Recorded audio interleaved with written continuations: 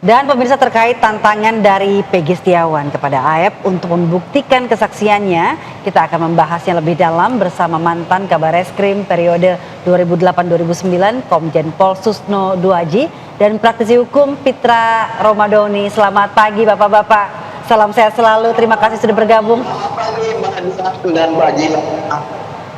Iya, kita ke Pak Susno terlebih dahulu. Pak, ini sebetulnya pernah Bapak katakan bahwa sebenarnya persoalan ini atau kasus ini sebetulnya simpel begitu ya, tapi kenapa jadi panjang sekali dan bahkan terlihat berbelit begitu. Kalau Pak Susno melihatnya bagaimana nih? Ini justru ada jadi tantang menantang begitu, mantan tersangka dengan saksi. Jadi saya berharap ya kepada Peggy, kepada AEP gitu, jangan nambah masalah baru gitu ya. Tantang menantang nanti timbul masalah baru, berantem. Udah masalah hukum saja. Jadi kalau memang ada sesuatu ya laporkan ke aparat, kemudian saling adu alat bukti gitu aja. Jadi mengenai alat bukti yang memang pas persidangan kemarin di peradilan tidak bisa dibuktikan gitu ya. Tapi kalau misalnya ini kan atas kesaksiannya AEP gitu ya Pak ya pada saat itu, makanya jadi Peggy ditangkap. Nah menurut Pak Susno, apakah ini juga berdampak kepada penyidik yang memeriksa atau mempercayai kesaksian dari AEP ini? Kan kalau soal Peggy kan sudah selesai, sudah pra-peradilan, jadi tidak ada sangkut pautnya lagi tentang yang AEP ini terkait dengan yang sudah ada di dalam. Nah sekarang apakah ditangkapnya Peggy itu karena kesaksian AEP? Ya udah tanyakan aja pada penyidik gitu. Nah tanyakan pada penyidik, tapi penyidik kemarin kan nggak membawa alat bukti keterangan saksi kan, jadi ya itu kan terkait dengan apa yang sekarang ada di dalam sebagai terhukum gitu. Jadi oke lah, biar mereka di calling down lah, janganlah mau berantem, tantang berantem ya. Kembali ke jalur hukum saja gitu. Pak Susno, sebelum kita ke Bang Pitra nih, Pak Susno, biasanya kan lumrahnya kalau di negara lain ini kalau korban salah tangkap itu ada kompensasinya begitu atau ada ganti ruginya. Ini biasanya kalau di Indonesia sendiri ini gimana penyelesaiannya? Kemarin kan di dalam gugatan pra peradilan tidak dicantumkan hal itu. Si penggugat tidak mencantumkan itu. Nah, tetapi sekarang baru timbul katanya mau mengajukan gugatan, ya silakan dihitung gitu, diajukan ke pengadilan. Soal dikabulkan apa tidak nanti biar pengadilan yang memutus. Jadi diajukan misalnya ganti rugi, kerugian material berapa, imaterial berapa gitu, nanti diajukan. Toh kalau dikabulkan pun yang bayar negara. Jadi keuangan negara, bukan keuangan kantong pribadi. Oke, Bang Pitra, ini kan Peggy setelah bebaskan menantang saksi AEP gitu ya, yang dianggap telah berbohong gitu ya. Gimana nih tanggapannya Bang? Apakah Peggy juga akan bisa menantang AEP gitu dalam kesaksiannya bilang kalau dia tuh bohong? Di dalam ketentuan hukum acara pidana maupun ketentuan hukum pidana ya KUHP tidak ada di situ klausul menantang. Jadi ini harus digarisbawahi dulu. Aturan hukum menantang ini apakah secara hukum atau secara non hukum gitu. Saya kira kalau bahasa menantang itu lebih spesifiknya non hukum gitu. Nah kalau seumpamanya ada bukti yang dimiliki oleh yang bersangkutan, tentunya harus dibuktikan dulu bukti permulaan yang cukupnya, dua alat bukti. Apa yang menjadi dasar saudara PS ini untuk melaporkan saksi-saksi ini gitu. Dan perlu diketahui juga Mbak Dian dan Mbak Jila, bahwasanya keterangan saksi ini bukan hanya AEP saja. Nah banyak lagi keterangan saksi-saksi lainnya yang mengarah kepada nama Peggy gitu. Ini juga harus didalami oleh penasihat hukumnya, bukan hanya melihat dari satu sisi saja. Nah, perlu diketahui bahwasanya kesaksian palsu sebagaimana diatur dalam pasal 242 dan 174 KUHP dan KUHAP itu sebagaimana termaktub di dalam putusan pengadilan, apa yang ia berikan di dalam keterangannya yang disumpah oleh pengadilan, dan itulah yang harus diuji gitu. Apakah di dalam putusan tersebut keterangan saksi ini memberikan keterangan menyebut nama Peggy. Baik, Baik. sepertinya ada sedikit Kendala ya. kendala teknis Oh. dengan Peggy Setiawan ya, ini adalah subjek yang berbeda gitu loh. Dan Oke. jangan juga nanti, iya, jadi penyebutan nama itu gitu loh. Halo, stop dulu, Pak, stop. Apa stop dulu? Saya lagi live. Halo? Iya. ya. Baik, kita ke Halo. Pak Susno dulu, Bang Pitra, kita melanjutkan ke Pak Susno. Pak Susno, kalau dari perspektif Anda nih, rekomendasi Anda begitu ya. Kan ini kasusnya malah jadi panjang, malah jadi berlibat begitu ya. Sebenarnya kan menurut Pak Susno ini sebenarnya kasusnya simple, bisa ditangani nggak sepanjang ini begitu loh. Kalau ngelihat duduk masalahnya, ini terus ada pakai korban salah tangkap juga. Ini ada unsur kesengajaan atau gimana sih, Pak Susno? Saya kira tidak unsur kesengajaan, mungkin lalai di dalam pengetahuannya. Jadi kembali ke kasus ini, kenapa saya katakan simple?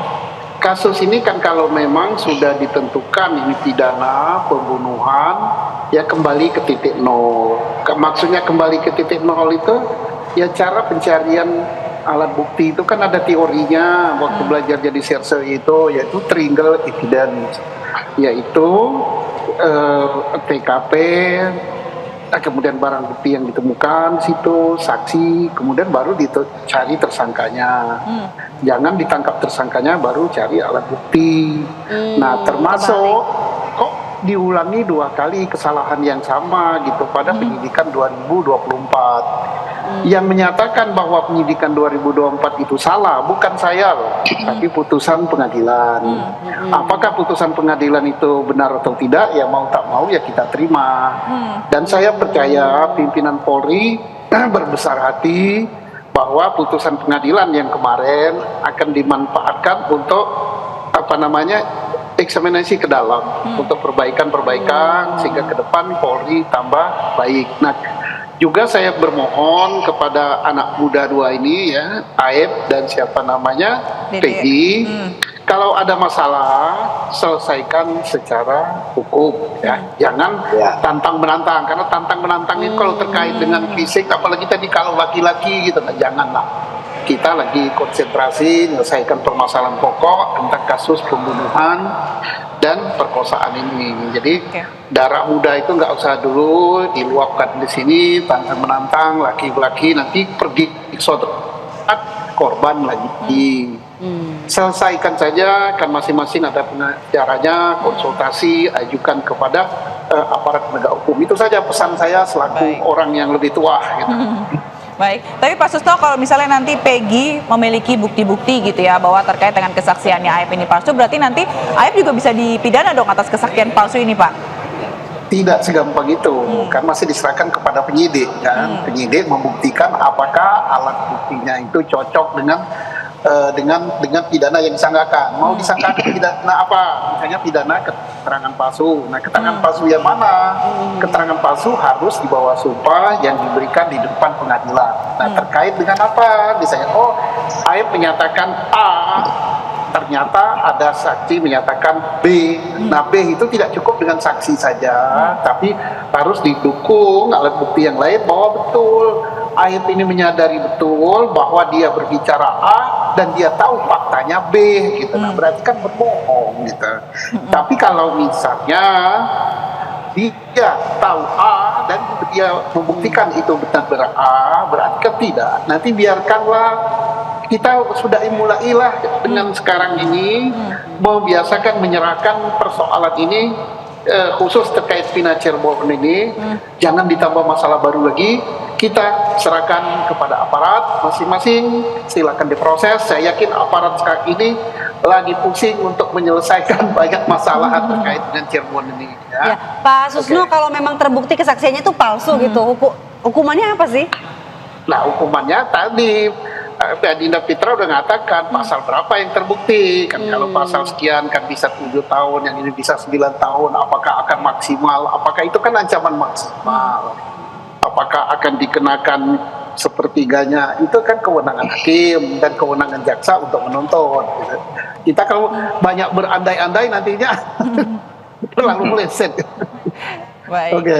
Baik, kita ke Pak Fitra lagi. Kalau misalnya tadi kan ini soal kesaksian palsu yang disampaikan oleh Ayep gitu, maksudnya dari Peggy gitu ya yang menantang kesaksian Ayep ini. Tapi kemarin juga kan Peggy sempat dan kuasa hukum juga sempat ngomong bahwa akan menuntut ganti rugi Iya, gitu ya. Kemungkinan untuk menuntut ganti rugi ini sebenarnya Peggy ini berhak nggak sih, termasuk selain ganti rugi itu juga tadi dijelasin Pak Susno juga karena kan dibayar sama negara gitu ya. Tapi untuk nama baiknya si Peggy sendiri, Pak Fitra gimana?